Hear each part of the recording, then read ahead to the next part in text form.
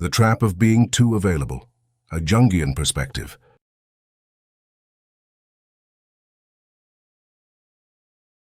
When availability becomes automatic rather than a conscious choice, it risks turning into an invisible prison where the soul gets lost in pleasing others. Have you ever noticed how some people seem to disappear quietly without conflict, and yet everything around them shifts? Those who fear rejection tend to constantly seek others' approval, sacrificing their own desires and boundaries just to feel accepted and loved. Out of fear of disappointing others or losing important relationships, they avoid setting boundaries, ending up overwhelmed by responsibilities and requests. Availability becomes a strategy to avoid the pain of rejection, but it leads to a progressive renunciation of oneself, undermining self-esteem and the perception of one's own value. They anticipate others' needs and act in an excessively compliant way, hoping to prevent any form of exclusion or criticism. People will do anything, no matter how absurd, in order to avoid facing their own soul. One does not become enlightened by imagining figures of light, but by making the darkness conscious. This quote by Jung highlights how we often make ourselves available to others to avoid confronting ourselves, thus falling into an invisible trap.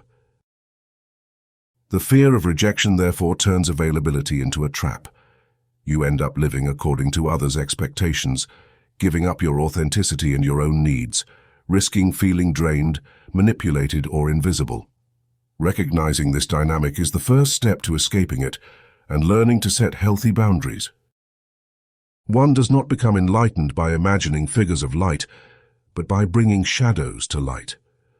This quote by Carl Jung means that true understanding and personal growth, enlightenment, comes from confronting and integrating one's own inner darkness or shadow, rather than simply focusing on positive or idealized aspects of oneself. But behind this habit lies something dangerous, the illusion that our value depends on how reachable we are. Knowing your own darkness is the best way to deal with the darkness of others. Only those who recognize their own limits and needs can avoid being sucked into the demands of others, transforming availability into awareness. Now think about how often we resist saying no, how often we feel guilty for setting limits, and how easily we give our time, our energy, our emotions, without even realizing it.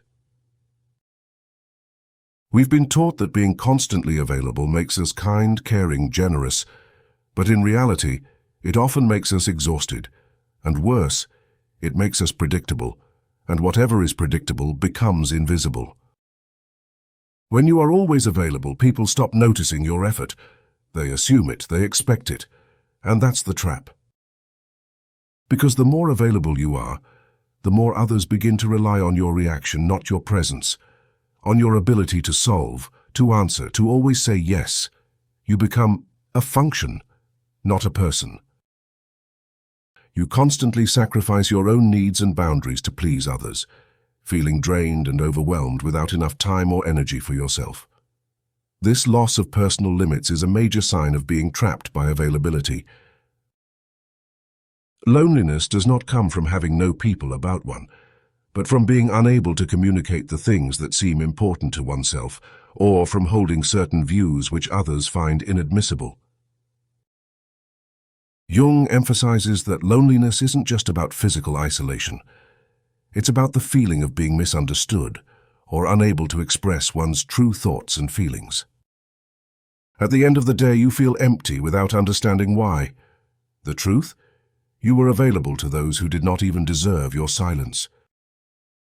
Carl Gustav Jung spoke of individuation, that process of transformation that leads the individual to integrate with all parts of himself, achieving greater well-being and greater authenticity.